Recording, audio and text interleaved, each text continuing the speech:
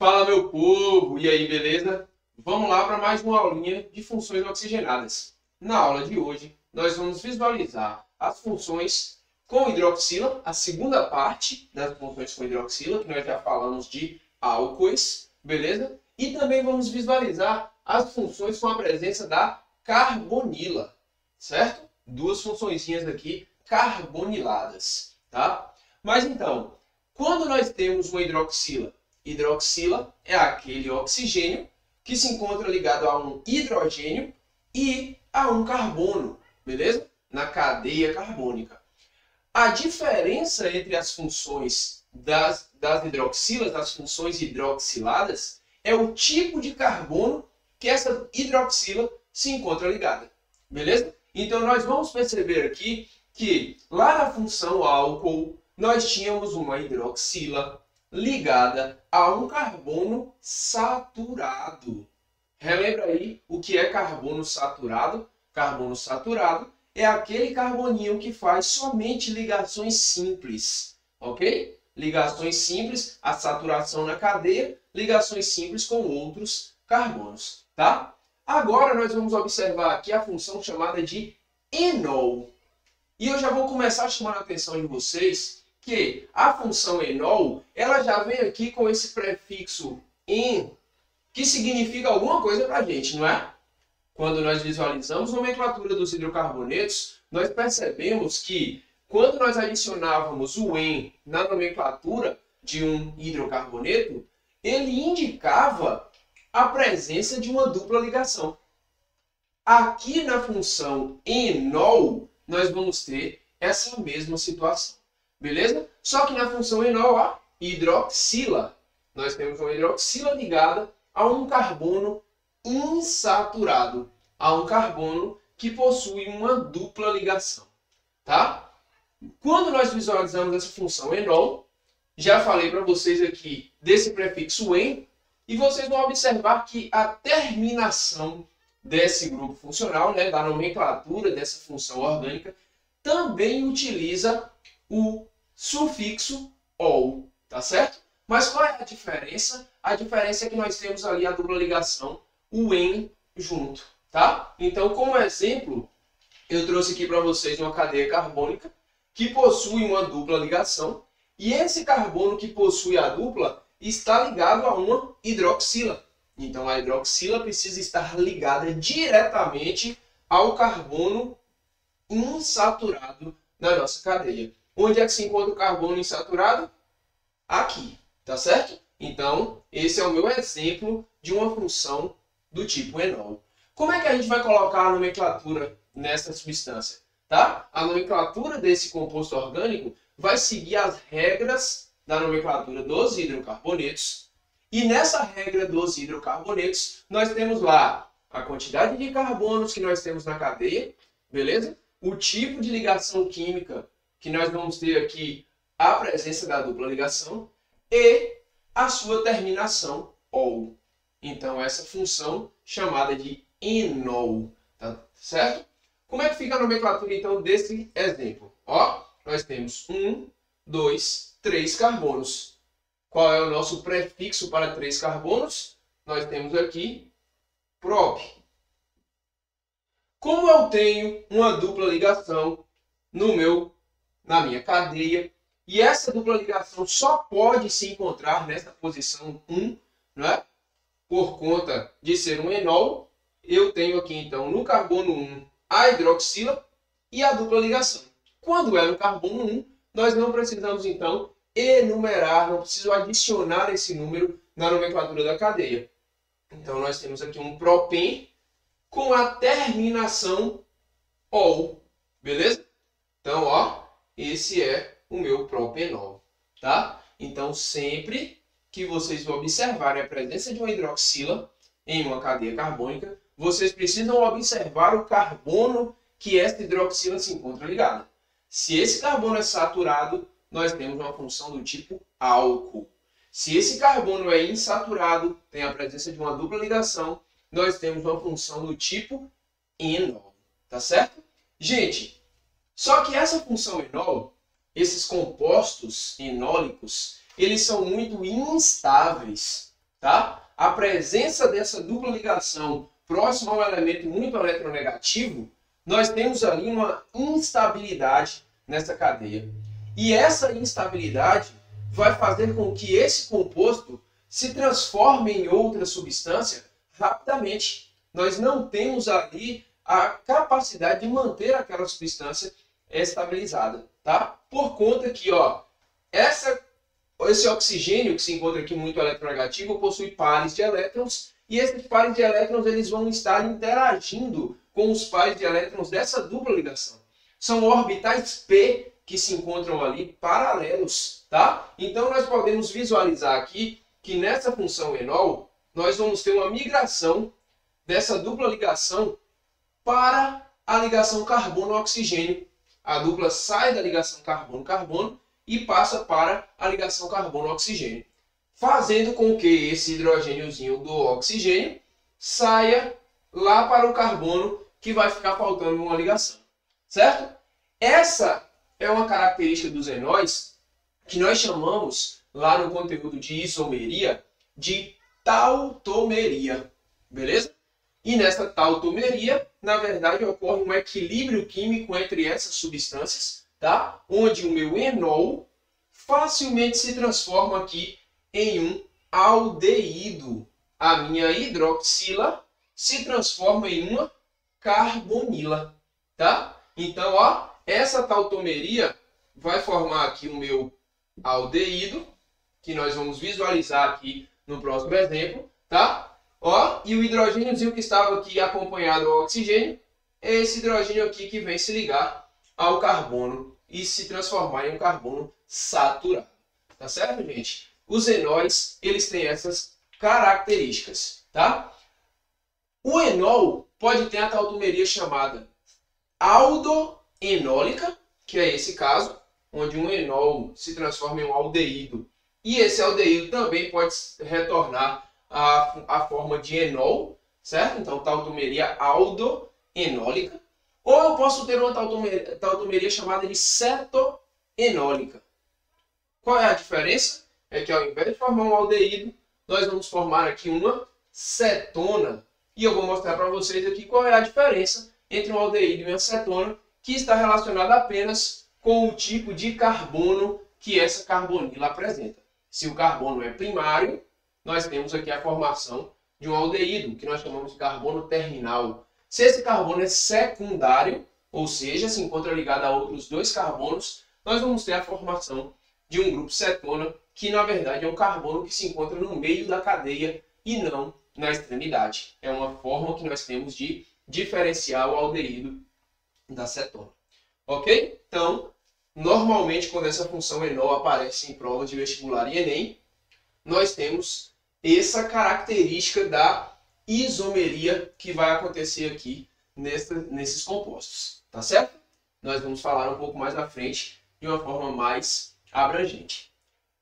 Outra função que a hidroxila se encontra presente é a função chamada de fenol. Qual é a diferença? Novamente, o tipo de carbono em que a hidroxila se encontra ligada. Agora, na função fenol, nós temos um anel aromático.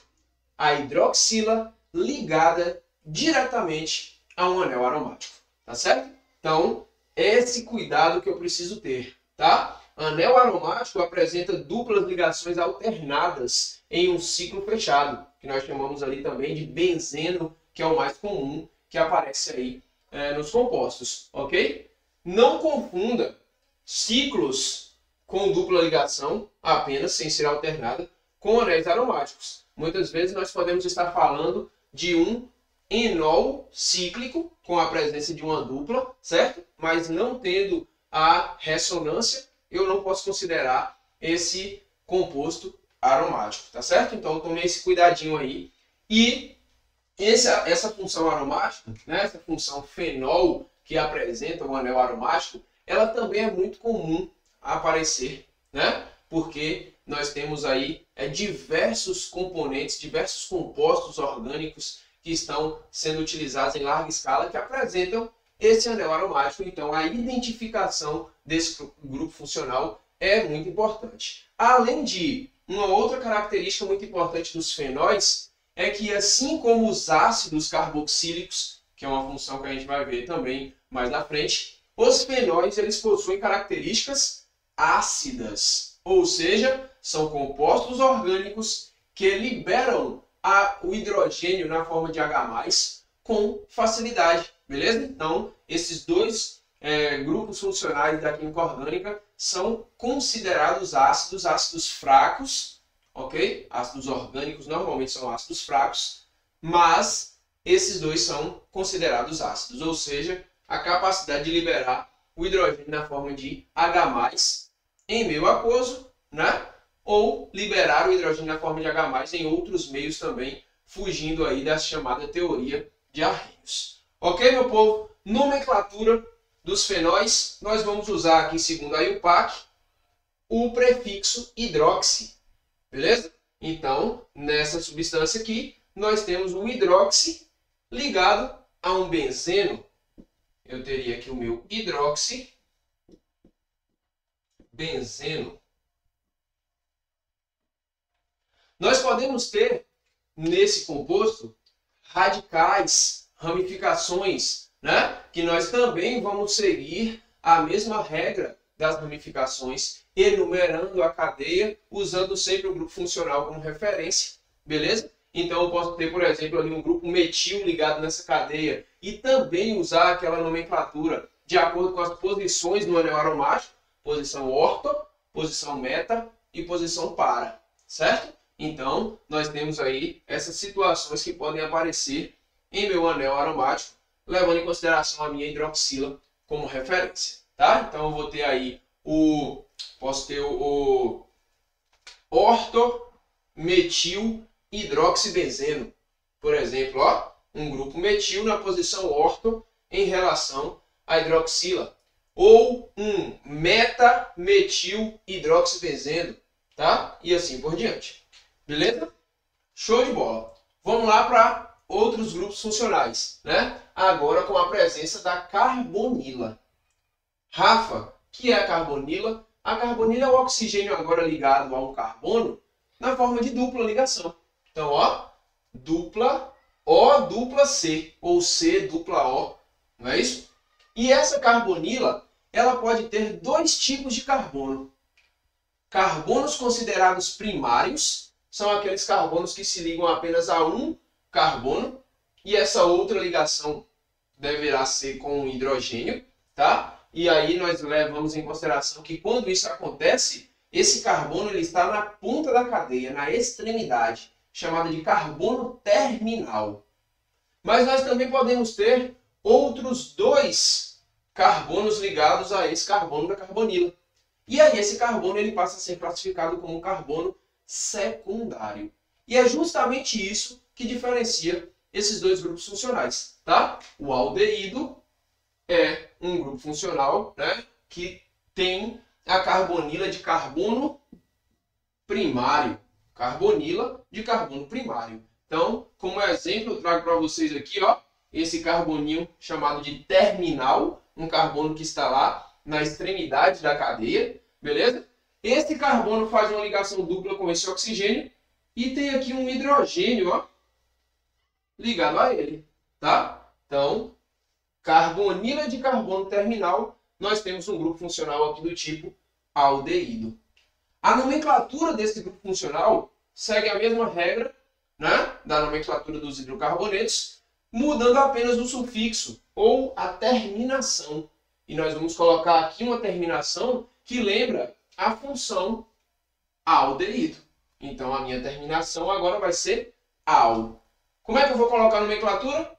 Seguindo as regras. Contar carbono, 1, 2, 3, 4 carbonos. Então eu tenho aqui, ó, but. Somente ligações simples entre os carbonos. Eu tenho aqui o meu infixo ou intermediário an. E eu tenho aqui a carbonila de carbono primário, que representa uma função aldeído, que eu preciso fazer uma terminação aqui do tipo al. Então aqui eu tenho o meu butanal. Ok? Show de bola. Rafa, e se eu tiver ramificações? Vou levar em consideração as minhas ramificações enumerando minha cadeia de acordo com a presença ou com a posição do meu grupo funcional, tá certo? Então, meu carbono terminal, né, minha carbonila de carbono terminal, ela vai definir de onde é que eu começo a contar, ou melhor, a enumerar os meus carbonos, tá certo? Esse grupo funcional ele vai ter prioridade em relação à enumeração da cadeia. Show de bola? Colocando aqui o nome no nosso aldeído, que veio aqui, ó, da tautomeria. 1, 2, 3 carbonos. Eu tenho aqui o prop, somente ligações simples, an, com o final do aldeído. Aqui eu tenho o meu propanal. Ok, meu povo? Próximo grupo funcional, cetona. A cetona, ela diferencia do aldeído em relação ao tipo de carbono da carbonila. No aldeído eu tinha um carbono terminal ou um carbono primário. Na cetona, nós vamos perceber que essa carbonila ela se encontra agora no meio de uma cadeia, né? Ou entre dois carbonos. Então, ó, essa carbonila que se encontra ligada a esse e a esse carbono é classificada como uma carbonila secundária. Então, tá aqui o meu carbono secundário que determina a minha função orgânica do tipo cetona, tá? Tome bastante cuidado para não confundir essas duas funções orgânicas.